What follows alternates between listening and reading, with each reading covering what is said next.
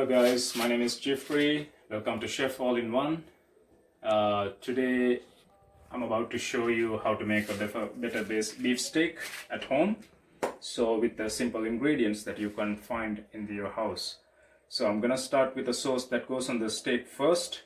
Electric oven. So I'm gonna keep it right in the middle. So I'm just gonna go ahead and add a little bit of olive oil. Alright, I've got my ingredients here for the sauce. Just about like a quarter of a white onion. Maybe. And I can also add my mushrooms into it, chopped mushrooms. So I use about like 4 mushrooms for this sauce. I'm going to use a little bit of seasoning into it.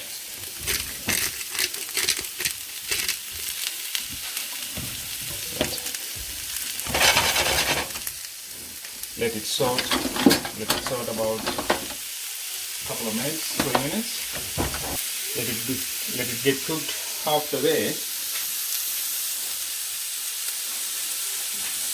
And just to get the flavor, you can add just a little bit of chopped garlic. Not even a half a tablespoon, just a little bit of garlic into it.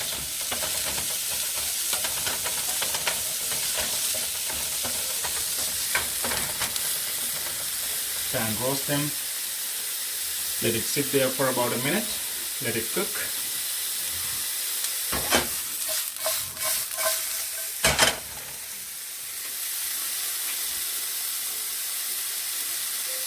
I can smell the combinations of onions and the mushrooms and the garlic right now with the seasoning into it. So I've got a little bit of secret right after this. Little bit of about 3 chopped black olives into it, just to get a little bit of saltiness flavor.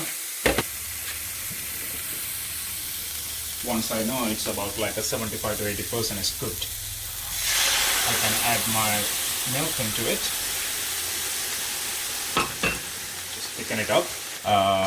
About couple of tablespoons fresh milk into it.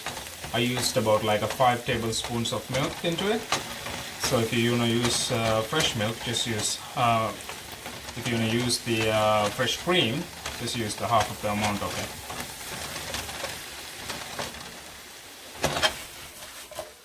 So this is pretty much done. I'm going to turn it off and leave it on the side.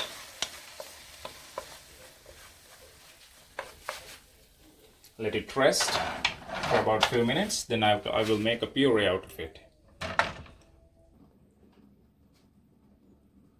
Got my garnish ready for the steak dish. This is the mushroom garnish. So I'm gonna get the mix into my blender. A little bit of pepper seasoning on it.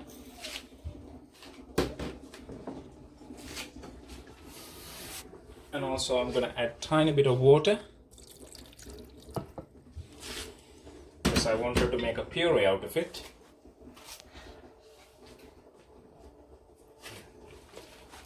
Just a little bit of coriander.